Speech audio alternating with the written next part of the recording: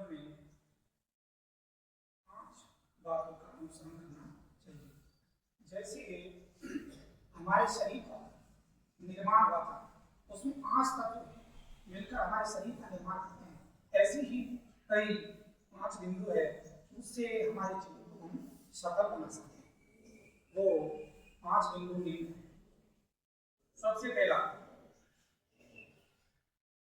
गुरु। हमारे जीवन में गुरु अवश्य बनाए। अब गुरु भी 2 प्रकार के होते हैं। यदि तुमको जीवन समय बनाना है तो अच्छा गुरु का आचरण करना पड़ेगा, अच्छा गुरु बनाना पड़ेगा। और यदि तुमको गलत रास्ते ले जाना है तो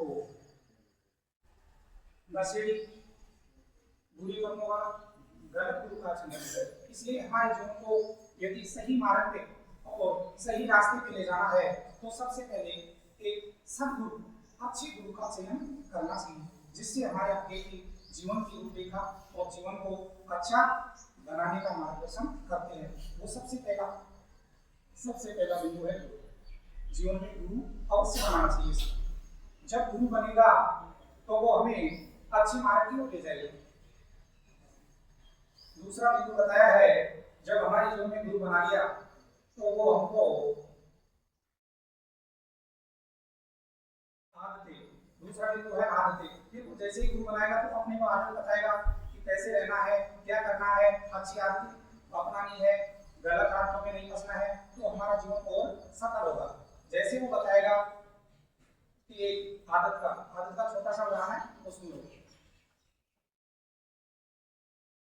एक व्यक्ति खूब संपन्नशाली है और एक बिल्कुल निर्गुण आदतों से भरा हुआ है। कारण क्या है? आदत। ईश्वर ने समान जीव दिए है, समान जन्म दिया है, पर वो आदतों से ही आगे बढ़ता है। एक ही तो अच्छी आदत है और एक ही बुरी आदत है।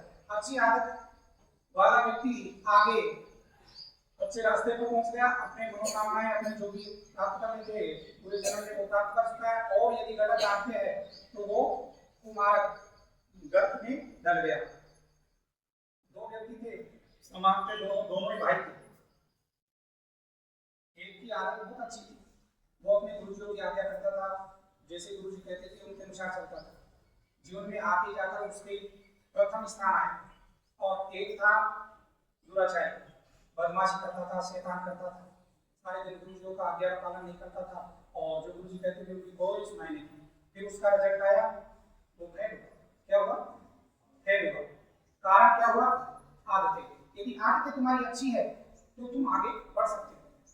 यदि तुम आदत अपने आप में बिगाड़ो, तुमको ये नहीं देखना है कि दूसरा क्या करता है, दूसरे से मत तुलना करो, अपने खुद से तुलना करो कि मेरे में कितनी कमजोरियां है, मेरे में कितनी कमियां है, तो उन कमियों को स्वतः निकालना है, दूसरे के लिए। यदि तुम दूसरे को सुधारने लगे तो कभी जीवन में नहीं सुधरोगे। पहले खुद को सुधारो, पहले अपने खुद स्वयं को देखो कि अपने कितनी कमियां हैं जिनसे हम इन कमियों को निकाल सकें।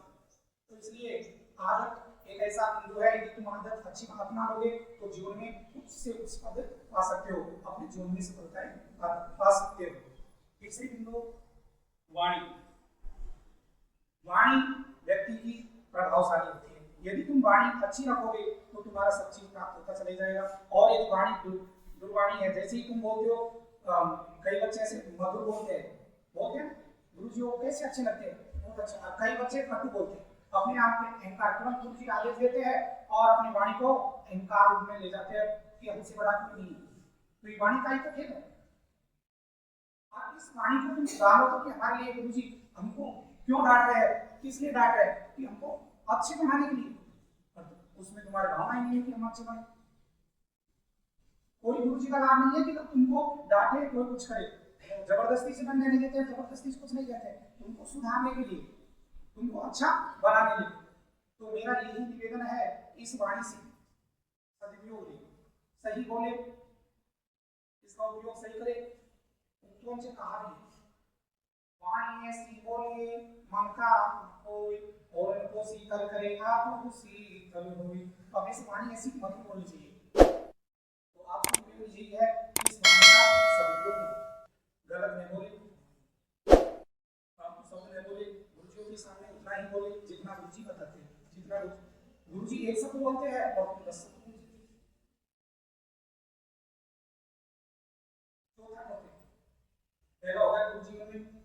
हो गई आदतें, तीसरी हो गई वाणी, और चौथा कर्म। यदि आपका अच्छा कर्म होगा तो आगे बढ़ोगे, गलत कर्म होगा तो नीचे आ जाओगे। इसलिए अपने कार्य है, अब तुम्हारा कार्य क्या है? पढ़ाई करना। परीक्षा को ध्यान में रखा है पढ़ाई से। अभी तुम्हारा कार्य है जब तक परीक्षा पूर्ण रूप से लगे तब तक अपना कार्य सुचारू रूप से करना है। कहीं की ध्यान ही इधर है, गांव भरेगा, गांव जाएंगे सामने, गांव तो जाना है सबको, पर टाइम नहीं। अभी परीक्षा है, परीक्षा का बढ़िया तैयारी करना, बढ़िया मेहनत करना। जो अच्छा काम करेगा वो आगे बढ़ेगा और जो गलत काम करेगा वो भी आगे नरक में जाएगा। इसलिए कर्म का विशेष ध्यान रखें। यदि जिसका अच्छा कर्म होगा वो अच्छे पद पर होगा और जिसका कर्म गलत होगा वो नीचे पद पे होगा। पांचवा बिंदु, नियति। सबसे इंपॉर्टेंट है नियति। यदि आपकी नियति अच्छी है तो आप सब जगह अच्छे होंगे, और यदि आपकी नियति गलत है, एक बताई गई है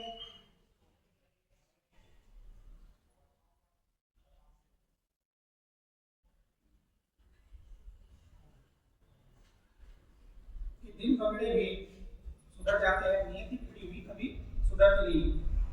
तो आदमी का दिन गरीब हो, कुछ भी हो, कैसे भी हो, वो आगे बढ़ सकता है, और यदि नीति खराब है तो वो कभी भी सुधार नहीं पा सकता है।